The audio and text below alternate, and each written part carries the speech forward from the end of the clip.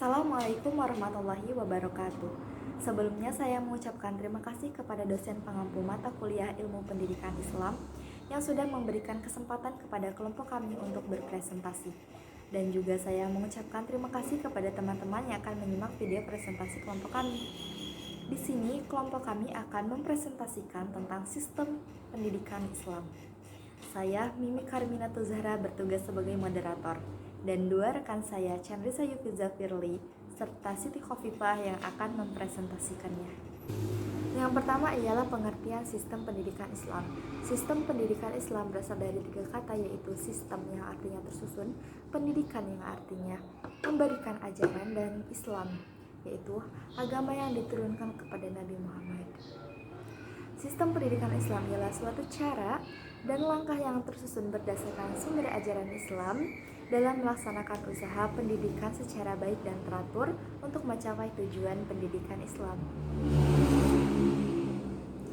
Sistem pendidikan Islam berfokus pada unsur yang disistematisasikan berupa proses pengajaran atau kegiatan pendidik dalam upaya mencapai tujuannya.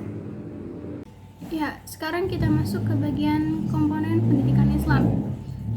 Untuk menghasilkan output dari komponen sistem pendidikan Islam yang bermutu, hal yang paling penting adalah bagaimana membuat semua komponen itu berjalan dengan baik. Yang mana pendidik, siswa, materi, dan alat pendidikan semuanya itu satu langkah menuju tujuan pendidikan tersebut. Komponen dalam sistem pendidikan Islam itu ada 6, yaitu tujuan, siswa, pendidik, isi materi, situasi, lingkungan, dan alat pendidikan. Yang kedua ada siswa. Siswa atau peserta didik adalah anggota masyarakat yang berusaha mengembangkan dirinya melalui proses pendidikan pada jalur atau jenjang dan sejenis pendidikan tertentu. Peserta didik dalam pendidikan Islam selalu terkait dengan pandangan Islam tentang hakikat manusia, yaitu makhluk yang memiliki dua dimensi, jasmaniah dan ruhaniyah. Yang ketiga itu ada pendidik. Jadi secara umum, pendidik itu adalah orang yang mempunyai tanggung jawab untuk mendidik. Sementara secara khusus, pendidik dalam perspektif pendidikan Islam adalah orang-orang yang bertanggung jawab terhadap perkembangan peserta didik. Setelah pendidik, kita masuk ke materi atau isi pendidikan. Jadi materi itu adalah bahan-bahan pelajaran yang disajikan dalam proses kependidikan dalam suatu sistem institusional pendidikan. Di sini ada syarat utama dalam pemilihan beban atau materi pendidikan, yaitu yang pertama itu beban harus sesuai dengan tujuan pendidikan, yang kedua itu materi harus sesuai dengan kebutuhan siswa. Terus ada juga lingkungan pendidikan. Lingkungan pendidikan adalah suatu ruang dan waktu yang mendukung kegiatan pendidikan. Jadi proses pendidikan berada dalam suatu lingkungan, baik lingkungan keluarga, lingkungan sekolah, atau lingkungan masyarakat. Yang terakhir ada alat pendidikan.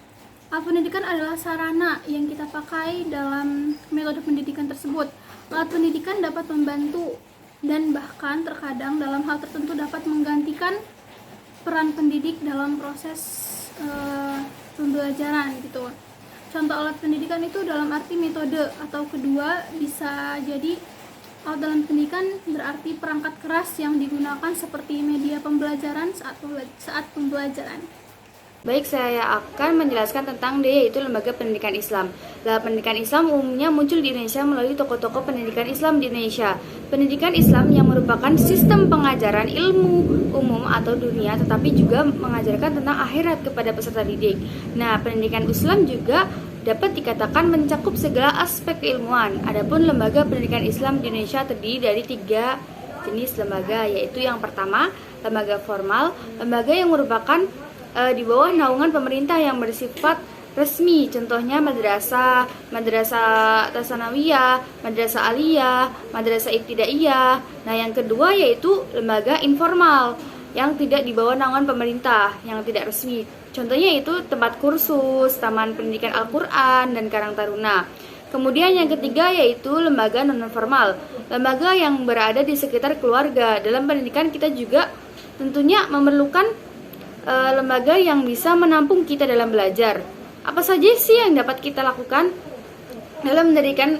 Sepertinya kita bisa mendirikan TPA atau tempat kan teman anak-anak belajar.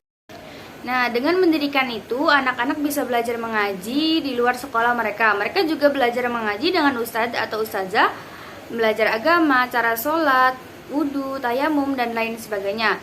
Selain belajar materi, di sana juga ada ekstrakurikuler seperti hadroh.